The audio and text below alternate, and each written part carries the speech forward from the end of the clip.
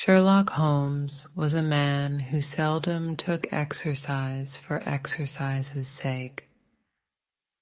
Few men were capable of greater muscular effort, and he was undoubtedly one of the finest boxers of his weight that I have ever seen.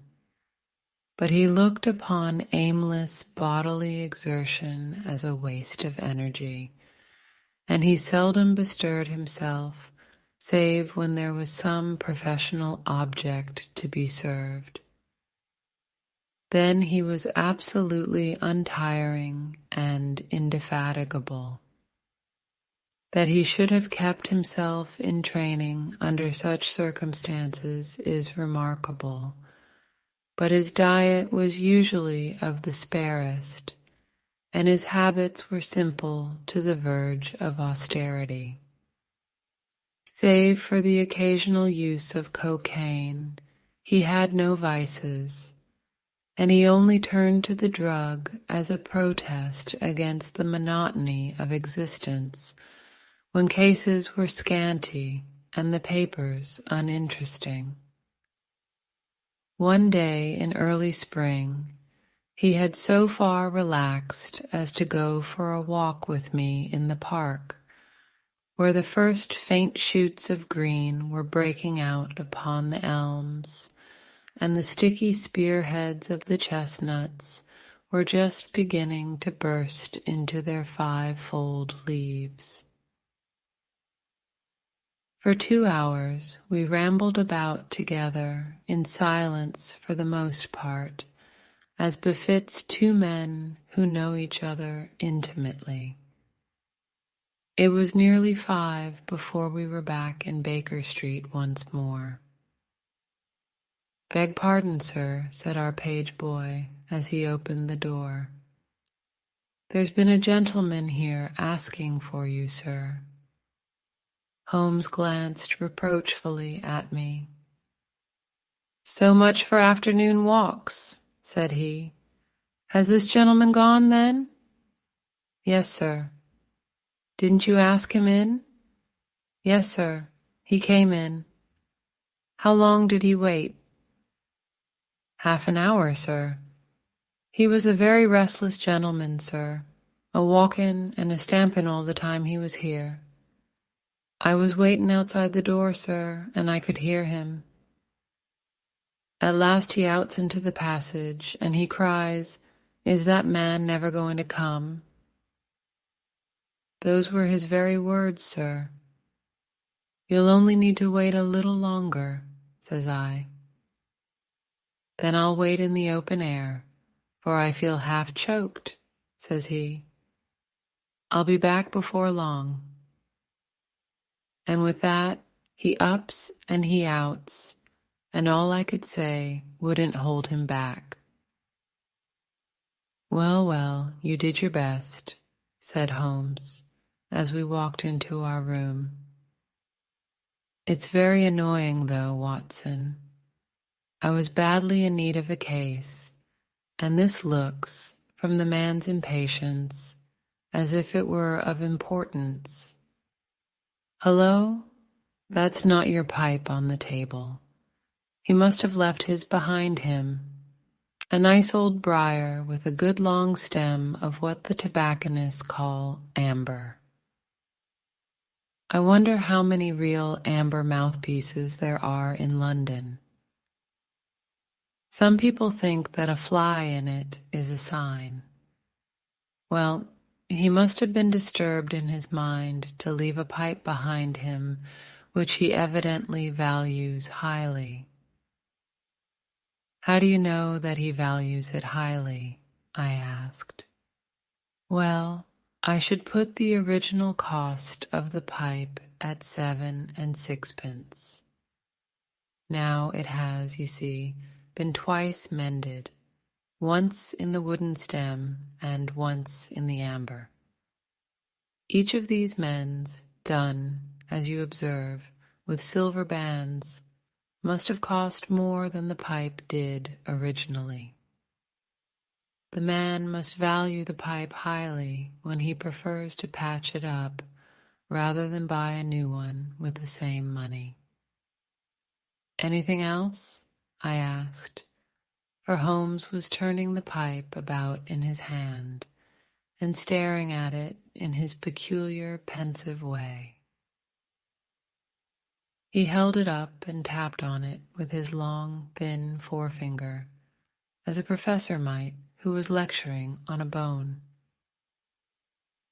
"Pipes are occasionally of extraordinary interest," said he.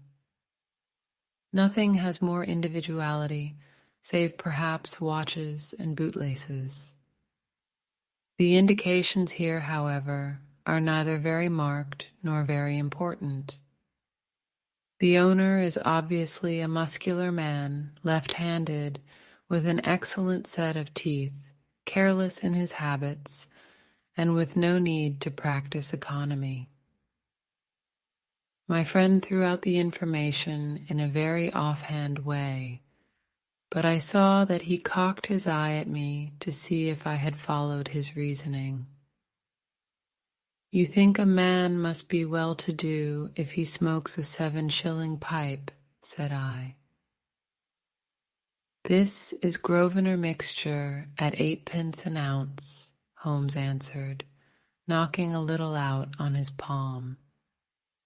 "As he might get an excellent smoke for half the price, he has no need to practice economy." "And the other points?" "He has been in the habit of lighting his pipe at lamps and gas jets. You can see that it is quite charred all down one side. Of course, a match could not have done that. Why should a man hold a match to the side of his pipe? But you cannot light it at a lamp without getting the bowl charred. And it is all on the right side of the pipe. From that, I gather that he is a left-handed man. You hold your own pipe to the lamp and see how naturally you, being right-handed, hold the left side to the flame. You might do it once the other way, but not as a constancy. This has always been held so. Then he has bitten through his amber. It takes a muscular, energetic fellow, and one with a good set of teeth, to do that. But if I am not mistaken, I hear him upon the stair, so we shall have something more interesting than his pipe to study." An instant later, our door opened, and a tall young man entered the room. He was well but quietly dressed in a dark gray suit and carried a brown wide awake in his hand. I should have put him at about 30, though he was really some years older. "I beg your pardon," said he with some embarrassment. "I suppose I should have knocked." "Yes, of course I should have knocked. The fact is that I am a little upset, and you must put it all down to that." He passed his hand over his forehead like a man who is half dazed, and then fell rather than sat down upon a chair. "I can see that you have not slept for a night or two," said Holmes, in his easy, genial way.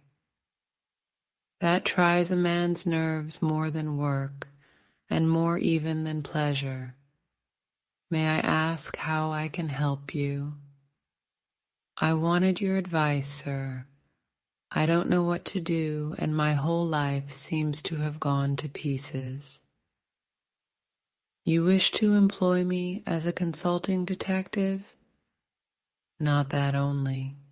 I want your opinion as a judicious man, as a man of the world. I want to know what I ought to do next. I hope to God you'll be able to tell me." He spoke in little, sharp, jerky outbursts, and it seemed to me that to speak at all was very painful to him, and that his will all through was overriding his inclinations. "It's a very delicate thing," said he. "One does not like to speak of one's domestic affairs to strangers. It seems dreadful to discuss the conduct of one's wife with two men whom I have never seen before. It's horrible to have to do it. But I've got to the end of my tether, and I must have advice." "My dear Mr. Grant Munro," began Holmes. Our visitor sprang from his chair. "What?" he cried. "You know my name?" "If you wish to preserve your incognito," said Holmes, smiling, "I would suggest that you cease to write your name upon the lining of your hat, or else that you turn the crown towards the person whom you are addressing." I was about to say that my friend and I have listened to a good many strange secrets in this room, and that we have had the good fortune to bring peace to many troubled souls. I trust that we may do as much for you. Might I beg you, as time may prove to be of importance, to furnish me with the facts of your case without further delay? Our visitor again passed his hand over his forehead, as if he found it bitterly hard. From every gesture and expression I could see that he was a reserved, self-contained man, with a dash of pride in his nature, more likely to hide his wounds than to expose them. Then suddenly, with a fierce gesture of his closed hand, like one who throws reserve to the winds, he began. "The facts are these, Mr. Holmes," said he. "I am a married man, and have been so for 3 years. During that time my wife and I have loved each other as fondly and lived as happily as any two that ever were joined. We have not had a difference, not one, in thought or word or deed. And now, since last Monday, there has suddenly sprung up a barrier between us, and I find that there is something in her life and in her thought of which I know as little as if she were the woman who brushes by me in the street. We are estranged, and I want to know why. Now there is one thing that I want to impress upon you before I go any further, Mr. Holmes. Effie loves me. Don't let there be any mistake about that. She loves me with her whole heart and soul, and never more than now. I know it. I feel it. I don't want to argue about that. A man can tell easily enough when a woman loves him. But there's this secret between us, and we can never be the same until it is cleared. Kindly let me have the facts, Mr. Munro, said Holmes with some impatience. I'll tell you what I know about Effie's history. She was a widow when I met her first, though quite young, only 25. Her name then was Mrs. Hebron. She went out to America when she was young and lived in the town of Atlanta, where she married this Hebron, who was a lawyer with a good practice. They had one child, but the yellow fever broke out badly in the place, and both husband and child died of it. I have seen his death certificate. This sickened her of America, and she came back to live with a maiden aunt at Pinner in Middlesex. I may mention that her husband had left her comfortably off, and that she had a capital of about £4,500, which had been so well invested by him that it returned an average of 7%. She had only been 6 months at Pinner when I met her.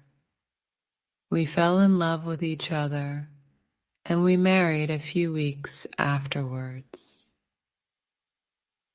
I am a hop merchant myself, and as I have an income of 700 or 800, we found ourselves comfortably off and took a nice £80-a-year villa at Norbury. Our little place was very countrified, considering that it is so close to town. We had an inn and 2 houses a little above us, and a single cottage at the other side of the field which faces us, and except those there were no houses until you got halfway to the station. My business took me into town at certain seasons, but in summer I had less to do, and then in our country home my wife and I were just as happy as could be wished. I tell you that there never was a shadow between us until this accursed affair began. There's one thing I ought to tell you before I go further. When we married, my wife made over all her property to me, rather against my will, for I saw how awkward it would be if my business affairs went wrong. However, she would have it so, and it was done. Well, about 6 weeks ago, she came to me. "Jack," said she, "when you took my money, you said that if ever I wanted any, I was to ask you for it." "Certainly," said I. "It's all your own." "Well," said she, "I want £100. I was a bit staggered at this, for I had imagined it was simply a new dress or something of the kind that she was after. "What on earth for?" I asked. "Oh," said she in her playful way, "you said that you were only my banker, and bankers never ask questions, you know. If you really mean it, of course you shall have the money," said I. "Oh yes, I really mean it." "And you won't tell me what you want it for?" "Some day, perhaps, but not just at present, Jack." So I had to be content with that, though it was the first time that there had ever been any secret between us. I gave her a check, and I never thought any more of the matter. It may have nothing to do with what came afterwards, but I thought it only right to mention it. Well, I told you just now that there is a cottage not far from our house. There is just a field between us, but to reach it, you have to go along the road and then turn down a lane. Just beyond it is a nice little grove of Scotch firs, and I used to be very fond of strolling down there, for trees are always a neighborly kind of things. The cottage had been standing empty this 8 months, and it was a pity, for it was a pretty 2-storied place, with an old-fashioned porch and honeysuckle about it. I have stood many a time and thought what a neat little homestead it would make. Well, last Monday evening I was taking a stroll down that way when I met an empty van coming up the lane and saw a pile of carpets and things lying about on the grass plot beside the porch. It was clear that the cottage had at last been let. I walked past it and wondered what sort of folk they were who had come to live so near us. And as I looked, I suddenly became aware that a face was watching me out of one of the upper windows. I don't know what there was about that face, Mr. Holmes, but it seemed to send a chill right down my back. I was some little way off, so that I could not make out the features, but there was something unnatural and inhuman about the face. That was the impression that I had, and I moved quickly forwards to get a nearer view of the person who was watching me. But as I did so, the face suddenly disappeared, so suddenly that it seemed to have been plucked away into the darkness of the room. I stood for 5 minutes, thinking the business over and trying to analyze my impressions. I could not tell if the face were that of a man or a woman. It had been too far from me for that, but its color was what had impressed me most. It was of a livid, chalky white, and with something set and rigid about it which was shockingly unnatural. So disturbed was I that I determined to see a little more of the new inmates of the cottage. I approached and knocked at the door, which was instantly opened by a tall, gaunt woman with a harsh, forbidding face. "What may you be wantin'?" she asked, in a northern accent. "I am your neighbor over yonder," said I, nodding towards my house. "I see that you have only just moved in, so I thought that if I could be of any help to you in any— "Aye, we'll just ask ye when we want ye," said she, and shut the door in my face. Annoyed at the churlish rebuff, I turned my back and walked home. All evening, though I tried to think of other things, my mind would still turn to the apparition at the window and the rudeness of the woman. I determined to say nothing about the former to my wife, for she is a nervous, highly strung woman, and I had no wish that she would share the unpleasant impression which had been produced upon myself. I remarked to her, however, before I fell asleep, that the cottage was now occupied, to which she returned no reply. I am usually an extremely sound sleeper. It has been a standing jest in the family that nothing could ever wake me during the night. And yet somehow, on that particular night, whether it may have been the slight excitement produced by my little adventure or not, I know not, but I slept much more lightly than usual. Half in my dreams, I was dimly conscious that something was going on in the room, and gradually became aware that my wife had dressed herself and was slipping on her mantle and her bonnet. My lips were parted to murmur out some sleepy words of surprise or remonstrance at this untimely preparation, when suddenly my half-opened eyes fell upon her face, illuminated by the candlelight, and astonishment held me dumb. She wore an expression such as I had never seen before, such as I should have thought her incapable of assuming. She was deadly pale and breathing fast, glancing furtively towards the bed as she fastened her mantle to see if she had disturbed me.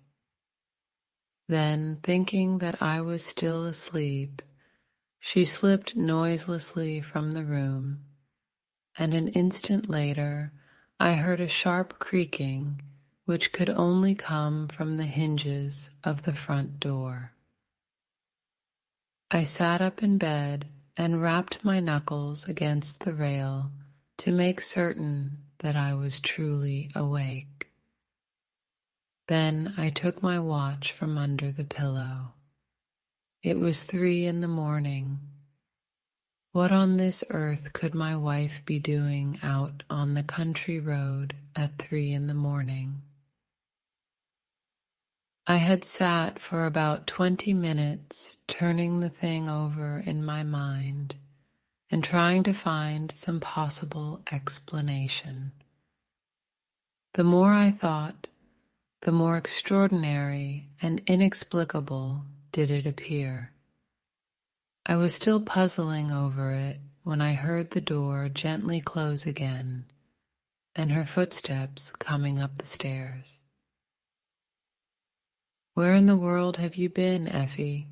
I asked as she entered. Woman crying on man's shoulder. She gave a violent start and a kind of gasping cry when I spoke, and that cry and start troubled me more than all the rest, for there was something indescribably guilty about them. My wife had always been a woman of a frank, open nature, and it gave me a chill to see her slinking into her own room and crying out and wincing when her own husband spoke to her. "You awake, Jack?" she cried with a nervous laugh. "Why, I thought that nothing could awake you." "Where have you been?" I asked more sternly. "I don't wonder that you are surprised," said she, and I could see that her fingers were trembling as she undid the fastenings of her mantle. "Why, I never remember having done such a thing in my life before. The fact is that I felt as though I were choking and had a perfect longing for a breath of fresh air. I really think that I should have fainted if I had not gone out.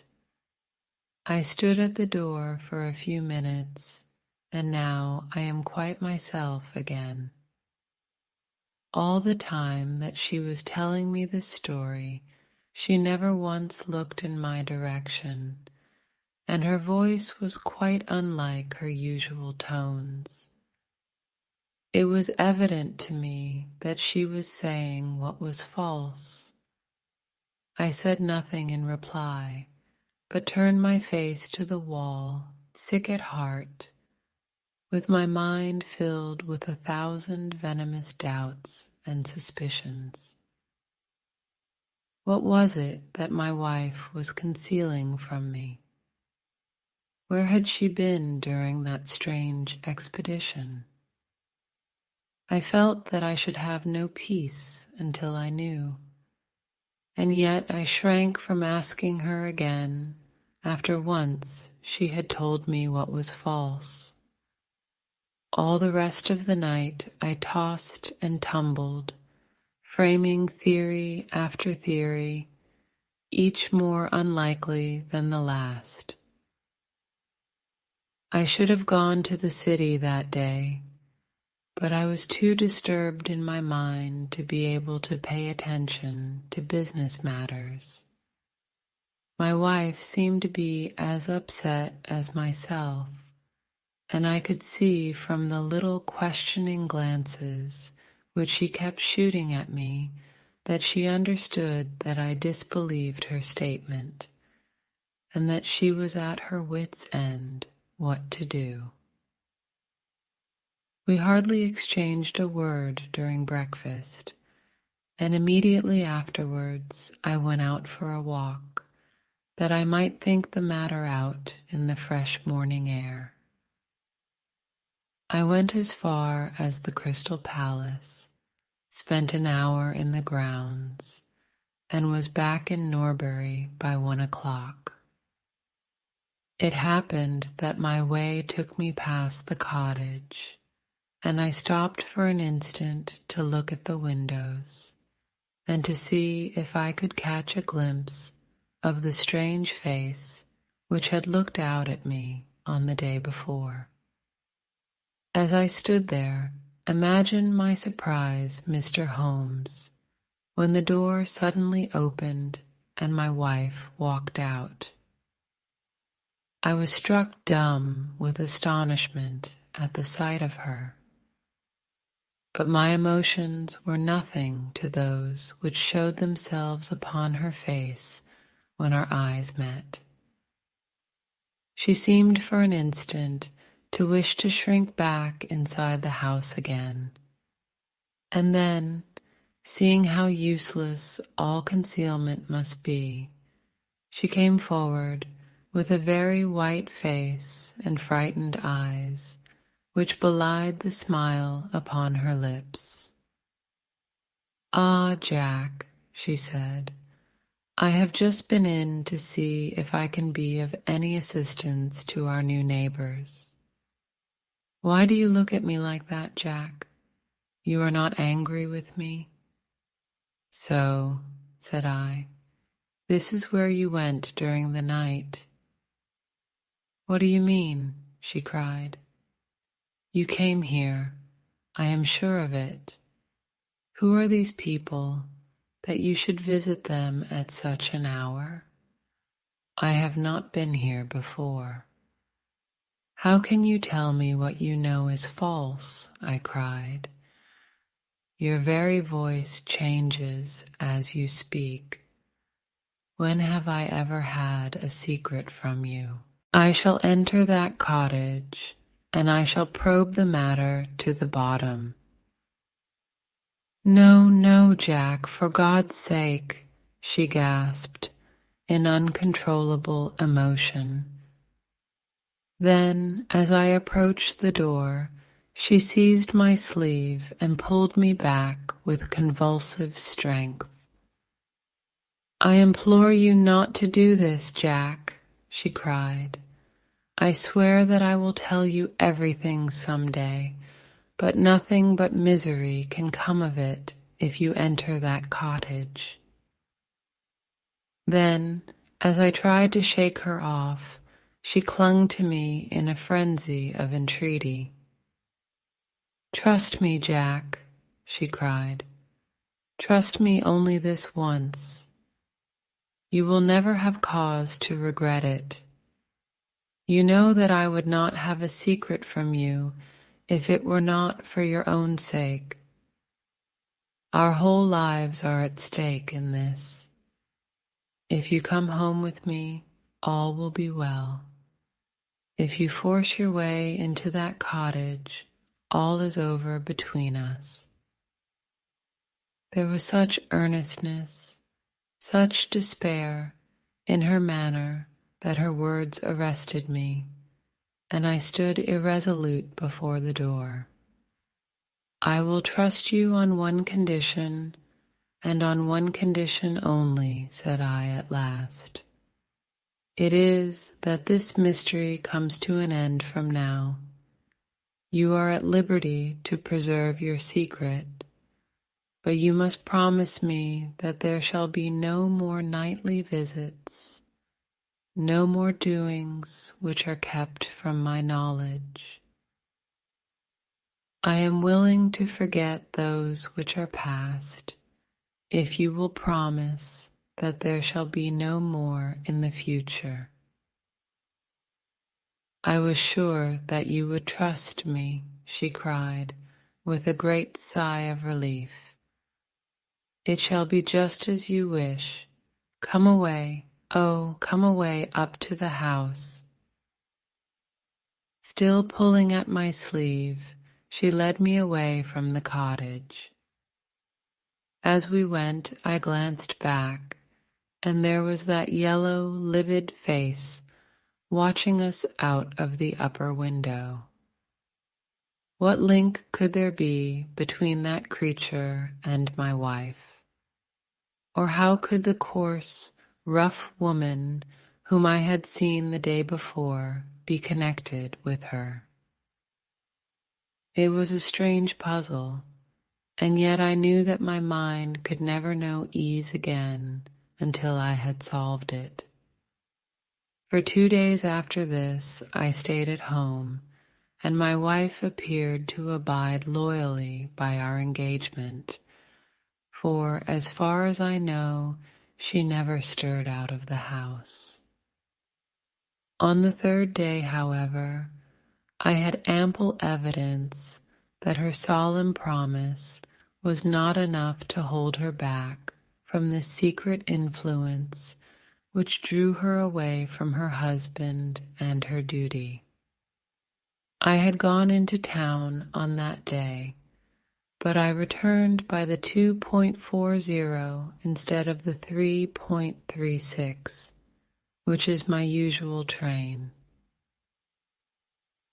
As I entered the house, the maid ran into the hall with a startled face. "Where is your mistress?" I asked. "I think that she has gone out for a walk," she answered. My mind was instantly filled with suspicion. I rushed upstairs to make sure that she was not in the house. As I did so, I happened to glance out of one of the upper windows and saw the maid with whom I had just been speaking running across the field in the direction of the cottage. Then, of course, I saw exactly what it all meant. My wife had gone over there and had asked the servant to call her if I should return. Tingling with anger, I rushed down and hurried across, determined to end the matter once and forever. I saw my wife and the maid hurrying back along the lane, but I did not stop to speak with them. In the cottage lay the secret which was casting a shadow over my life. I vowed that, come what might, it should be a secret no longer. I did not even knock when I reached it, but turned the handle and rushed into the passage. It was all still and quiet upon the ground floor. In the kitchen, a kettle was singing on the fire, and a large black cat lay coiled up in the basket, but there was no sign of the woman whom I had seen before. I ran into the other room, but it was equally deserted. Then I rushed up the stairs, only to find 2 other rooms empty and deserted at the top. There was no one at all in the whole house. The furniture and pictures were of the most common and vulgar description, save in the one chamber at the window of which I had seen the strange face. That was comfortable and elegant, and all my suspicions rose into a fierce, bitter flame when I saw that on the mantelpiece stood a copy of a full-length photograph of my wife, which had been taken at my request only 3 months ago. I stayed long enough to make certain that the house was absolutely empty. Then I left it, feeling a weight at my heart such as I had never had before.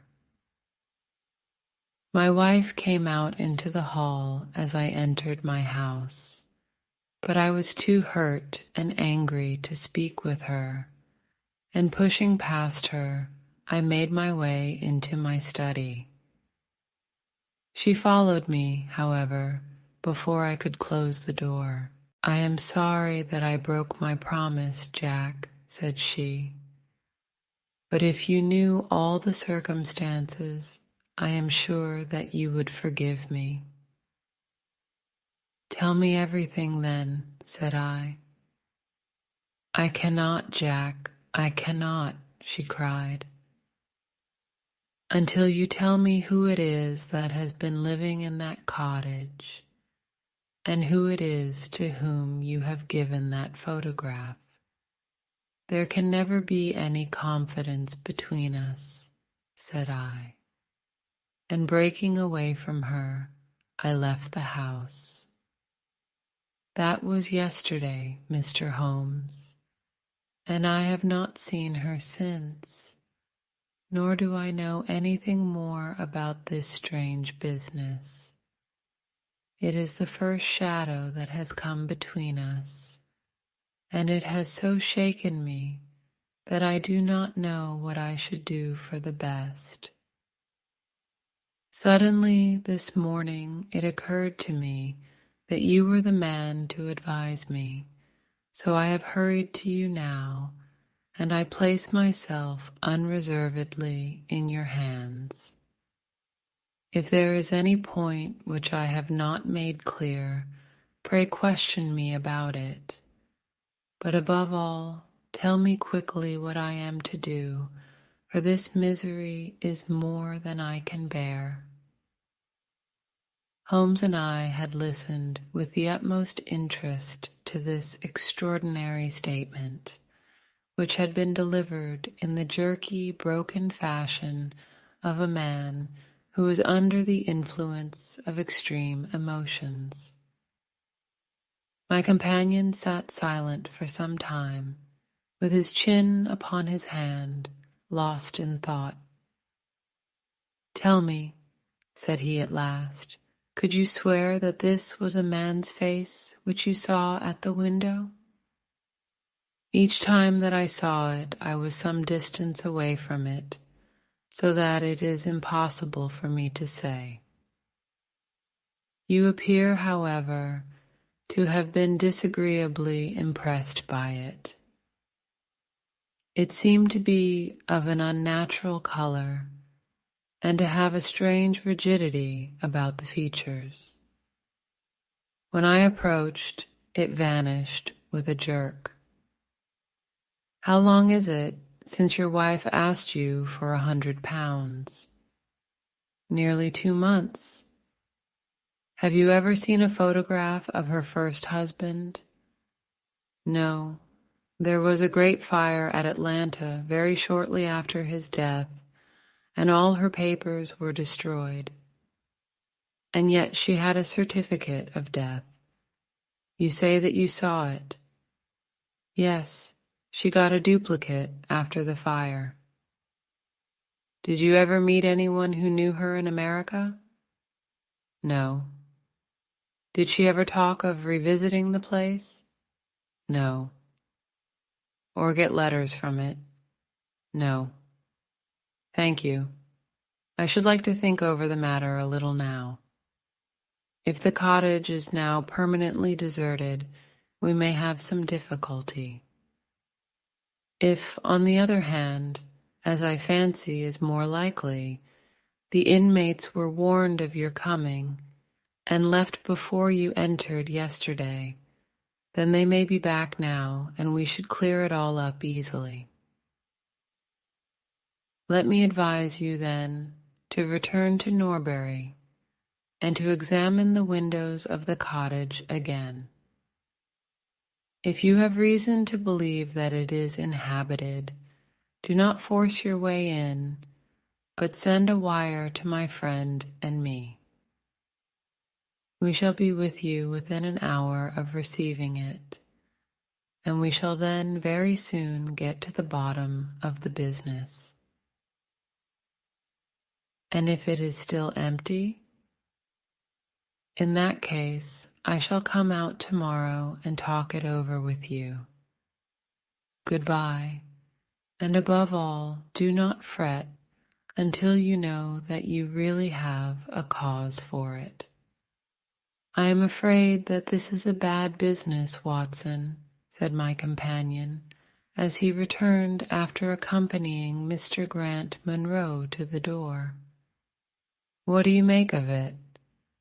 It had an ugly sound, I answered. Yes, there's blackmail in it, or I am much mistaken. And who is the blackmailer? Well, it must be the creature who lives in the only comfortable room in the place, and has her photograph above his fireplace. Upon my word, Watson, there is something very attractive about that livid face at the window, and I would not have missed the case for worlds. You have a theory? Yes, a provisional one, but I shall be surprised if it does not turn out to be correct. This woman's first husband is in that cottage. Why do you think so? How else can we explain her frenzied anxiety that her second one should not enter it? The facts, as I read them, are something like this. This woman was married in America. Her husband developed some hateful qualities, or shall we say that he contracted some loathsome disease and became a leper or an imbecile. She flies from him at last, returns to England, changes her name, and starts her life, as she thinks, afresh. She has been married 3 years and believes that her position is quite secure, having shown her husband the death certificate of some man whose name she has assumed, when suddenly her whereabouts is discovered by her first husband, or, we may suppose, by some unscrupulous woman who has attached herself to the invalid. They write to the wife and threaten to come and expose her. She asks for £100 and endeavors to buy them off. They come in spite of it, and when the husband mentions casually to the wife that there are newcomers in the cottage, she knows in some way that they are her pursuers. She waits until her husband is asleep, and then she rushes down to endeavor to persuade them to leave her in peace. Having no success, she goes again next morning, and her husband meets her, as he has told us, as she comes out. She promises him then not to go there again, but 2 days afterwards the hope of getting rid of those dreadful neighbors was too strong for her, and she made another attempt, taking down with her the photograph which had probably been demanded from her. In the midst of this interview, the maid rushed in to say that the master had come home, on which the wife, knowing that he would come straight down to the cottage, hurried the inmates out at the back door, into the grove of fir trees, probably, which was mentioned as standing near. In this way he found the place deserted. I shall be very much surprised, however, if it is still so when he reconnoiters it this evening. What do you think of my theory? It is all surmise, but at least it covers all the facts. When new facts come to our knowledge which cannot be covered by it, it will be time enough to reconsider it. We can do nothing more until we have a message from our friend at Norbury. But we had not a very long time to wait for that. It came just as we had finished our tea. "The cottage is still tenanted," it said. "Have seen the face again at the window. We'll meet the 7 o'clock train, and will take no steps until you arrive."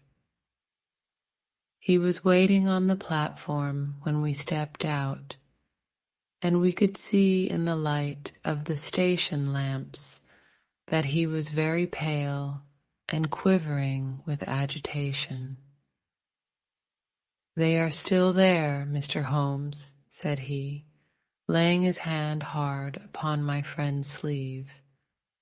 "I saw lights in the cottage as I came down. We shall settle it now, once and for all." "What is your plan, then?" asked Holmes, as he walked down the dark, tree-lined road.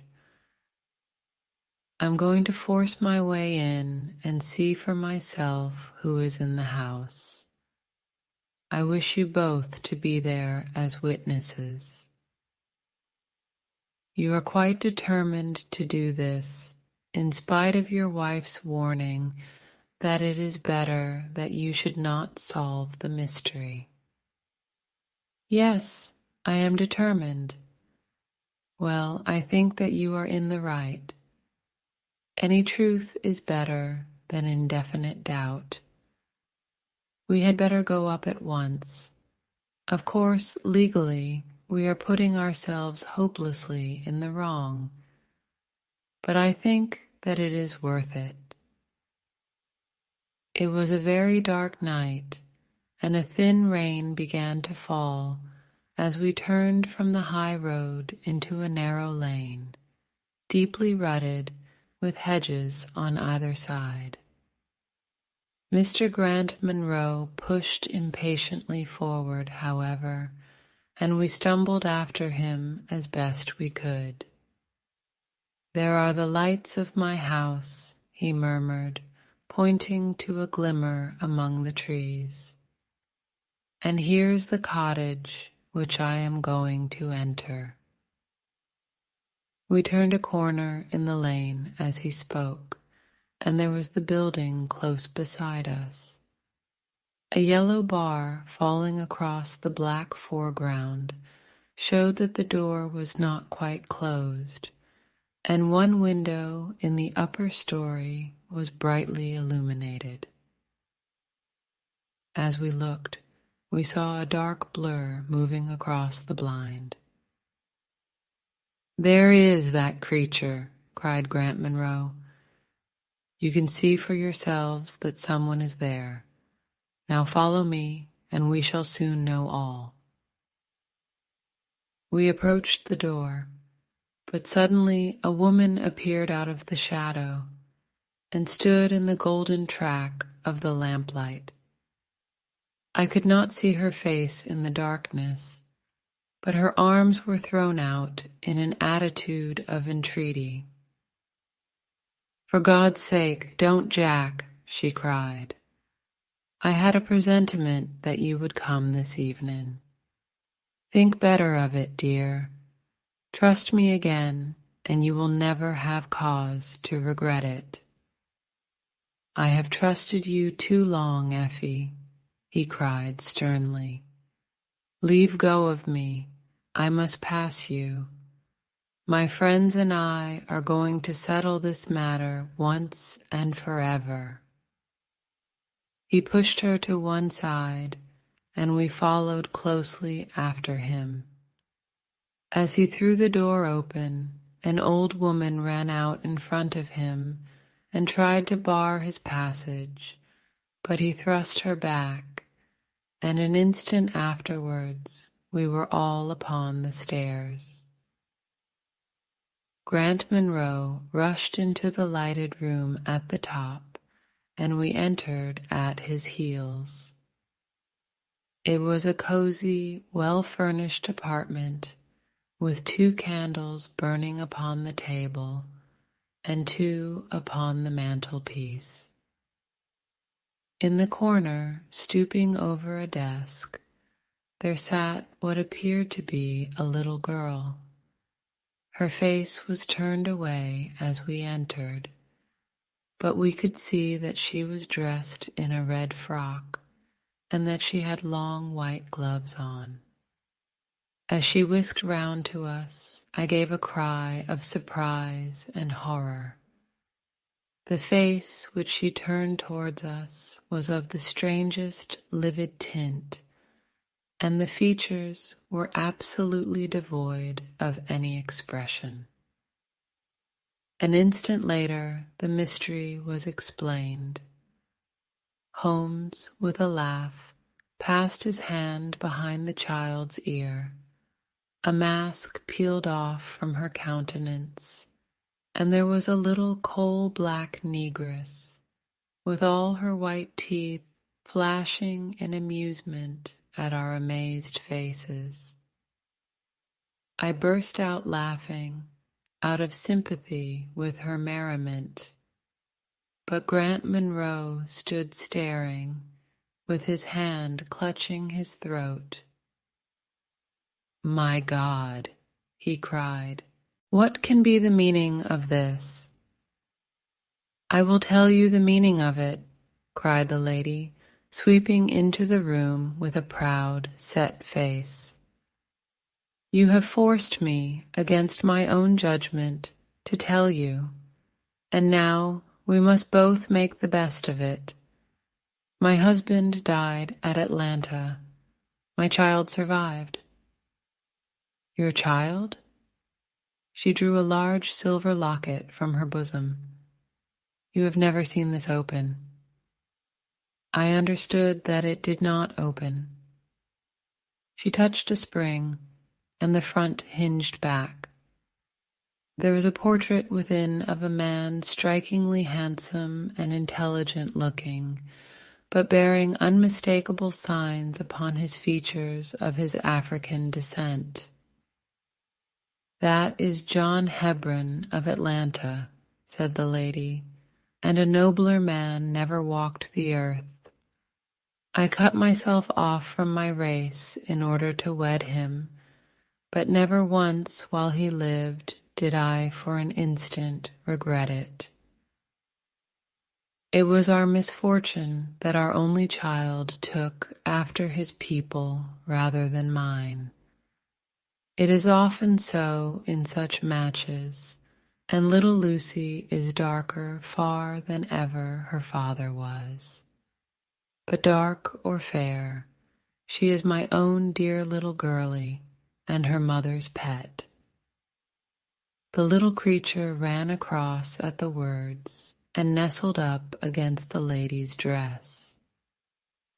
"When I left her in America," she continued, "it was only because her health was weak, and the change might have done her harm. She was given to the care of a faithful Scotch woman who had once been our servant. Never for an instant did I dream of disowning her as my child. But when chance threw you in my way, Jack, and I learned to love you, I feared to tell you about my child. God forgive me, I feared that I should lose you, and I had not the courage to tell you. I had to choose between you, and in my weakness I turned away from my own little girl. For 3 years I have kept her existence a secret from you, but I heard from the nurse, and I knew that all was well with her. At last, however, there came an overwhelming desire to see the child once more. I struggled against it, but in vain. Though I knew the danger, I determined to have the child over, if it were but for a few weeks. I sent £100 to the nurse, and I gave her instructions about this cottage, so that she might come as a neighbor, without my appearing to be in any way connected with her. I pushed my precautions so far as to order her to keep the child in the house during the daytime, and to cover up her little face and hands, so that even those who might see her at the window should not gossip about there being a black child in the neighborhood. If I had been less cautious, I might have been more wise, but I was half crazy with fear that you should learn the truth. It was you who told me first that the cottage was occupied. I should have waited for the morning, but I could not sleep for excitement, and so at last I slipped out, knowing how difficult it is to awake you. But you saw me go, and that was the beginning of my troubles.